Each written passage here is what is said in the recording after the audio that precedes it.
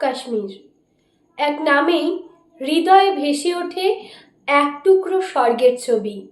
বরফে ঢাকা পাহাড়, গর্জন করা ঝর্ণা আর হাউসবোটে ভাসমান জীবন।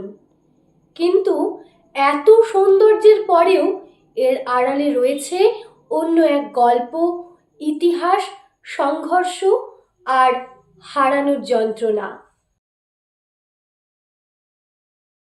কাশ্মীর নামটি এসেছে কাশ্যপ মিথ থেকে।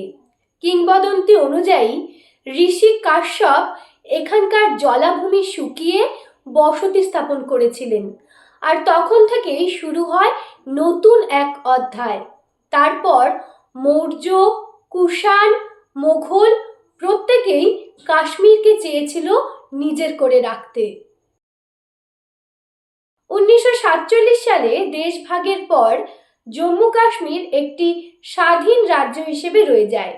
এখানকার শাসক ছিলেন মহারাজা হরি সিং। তবে পাকিস্তান সমর্থিত উপজাতি বাহিনী জম্মু কাশ্মীরকে আক্রমণ করলে রাজা হরি সিং ভারতের কাছে সাহায্য চায়। সেই মুহূর্তে ভারতীয় সেনাবাহিনী জম্মু কাশ্মীরকে রক্ষা করে। তার পরিবর্তে 1947 সালেই জম্মু কাশ্মীর ভারতের অন্তর্ভুক্ত হয়। এই সংযুক্তির পর 1947-48 সালে শুরু হয় ভারত পাকিস্তানের মধ্যে কাশ্মীর সংঘর্ষ।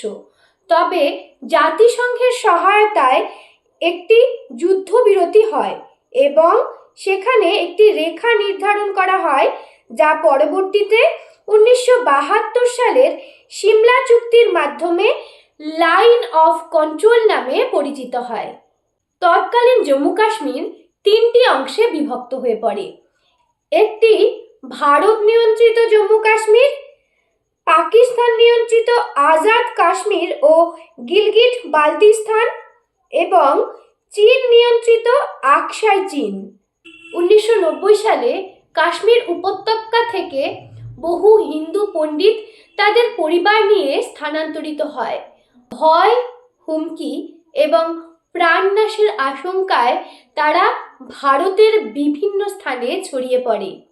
তবে তাদের প্রাণে এখনো আশা জন্মায় যে তারা একদিন ফিরে যাবে তাদের চিরচেনা উপত্যকায়।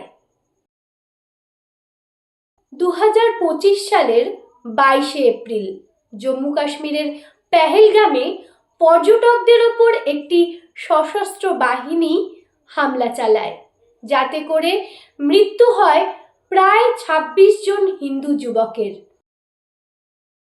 তবু কাশ্মীর এখনো এক আশ্চর্য দ্বন্দ্ব, যার একদিকে রয়েছে তার অপরূপ সৌন্দর্য আর অপরদিকে মানব ইতিহাসের এক কাঁটাবাঁধা গল্প।